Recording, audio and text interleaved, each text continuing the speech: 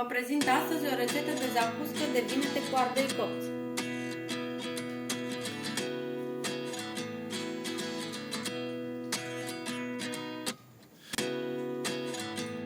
Pentru preparare vom avea nevoie de 6 kg de vinete pe care le-am copt, le-am curățat și le-am lăsat la scurs peste noapte, 3 kg de ardei capia roșu copt și curățat, 2 kg și jumătate de ceapă pe care am tocat-o fin, 3 morcovi dați prin răzătoarea mică, jumătate de litru de ulei, 1 litru și jumătate de suc de roșii, 4 frunze de dafin, sare și piper după gust.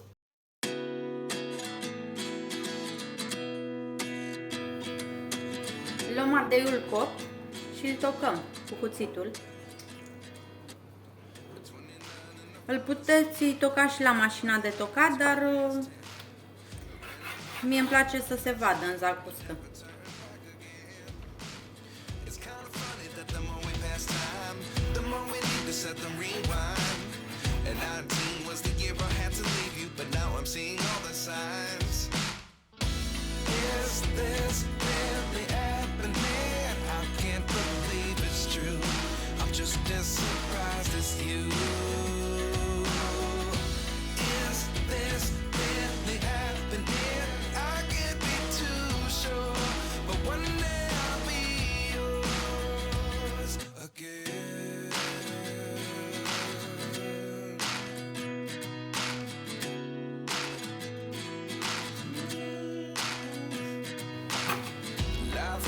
Come one in a dozen, the other 11 get something from nothing. I sit here looking for an answer. Maybe the biggest question was in the last chapter. You gave me the song I have today. Without you, Continuăm cu tocarea vinetelor.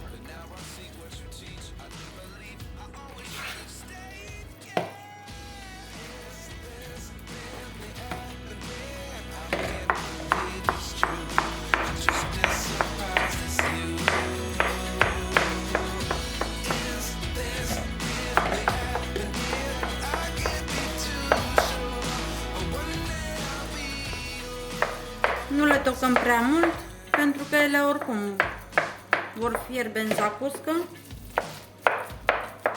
și se vor mărunți.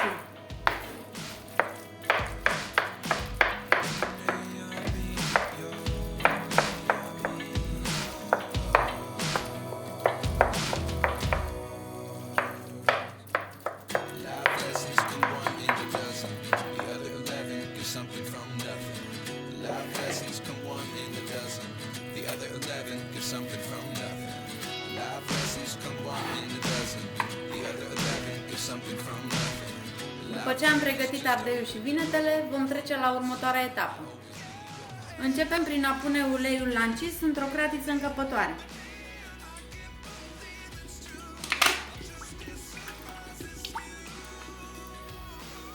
Când s-a încins suficient, punem ceapa.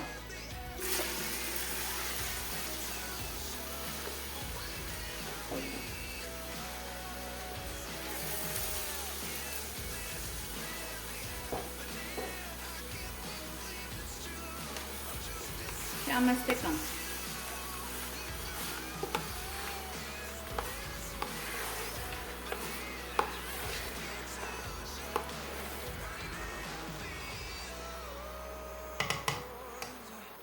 Adăugăm o lingură de sare. Și lăsăm ceapa la călit cam 10 minute, amestecând din când în când.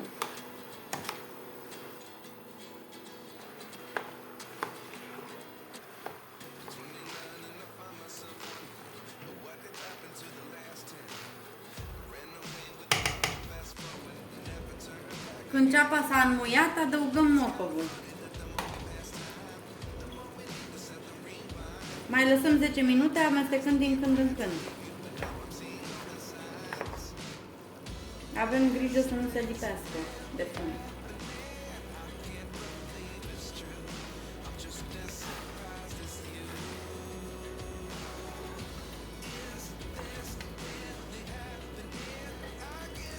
După ce ceapa și morcovul s-au înmuiat bine, adăugăm ardeiul cu tot cu suc.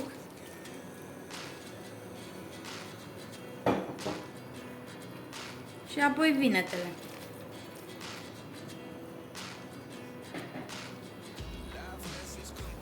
Amestecăm bine.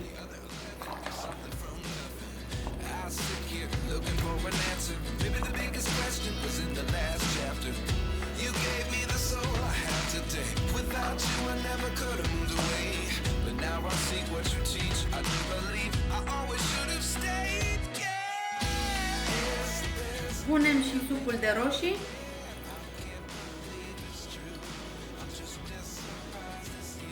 Și frunzele de dafii. Amestecăm din nou.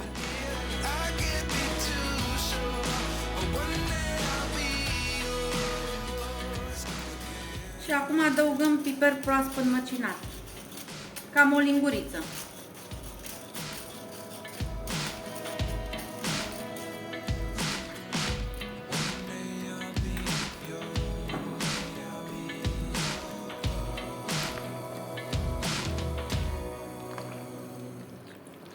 Amestecăm bine și lăsăm să fiarbă la foc mic.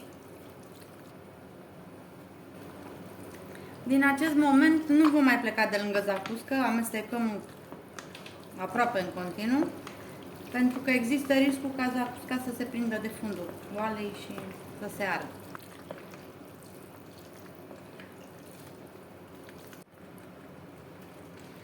În timpul fierberii potrivim de sare și piper.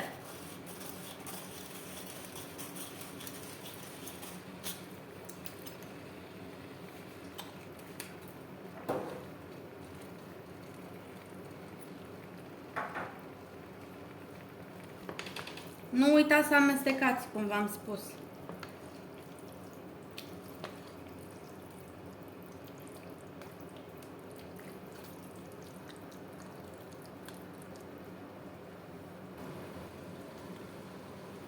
După o oră și jumătate zacusca este gata și o vom pune în borcane sterilizate.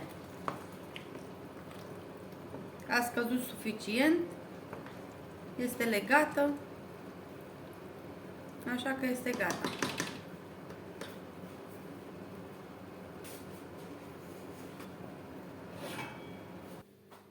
După ce am spălat borcanele bine, le-am pus la sterilizat în cuptor la 150 de grade, cam 40 de minute.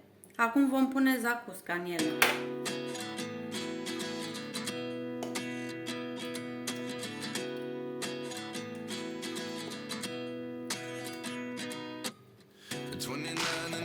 Myself wondering what did happen to the last 10. I ran away with my life, fast forward, never turn back again. It's kind of funny that the more we pass time, the more we need to set them rewind. And 19 was the year I had to leave you, but now I'm seeing all the Batem un pic borcanul de mână să se așeze bine zacusca. Nu umplem prea rău borcanul pentru că va merge din nou la sterilizat pentru ca zacusca să se păstreze bine peste iarnă. Acum vom pune capacul și vom înșuruba bine. Vom proceda la fel și cu celelalte borcane.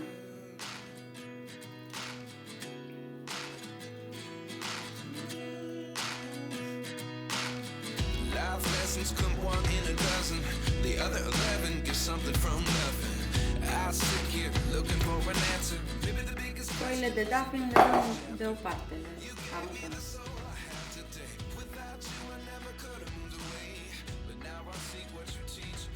Dacă murdărim borcanul, ștergem cu un șervețel.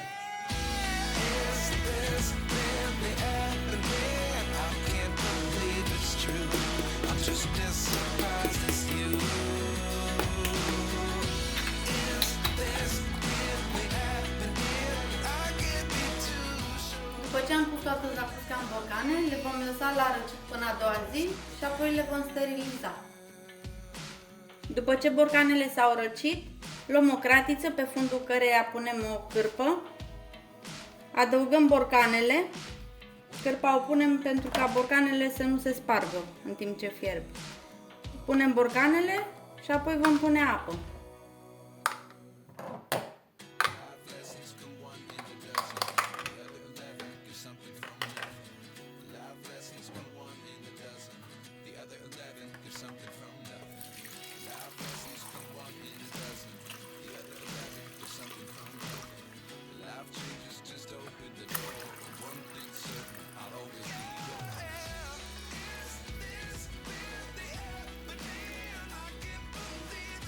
punem cratița pe foc și apoi procedăm la fel și cu celelalte borcane.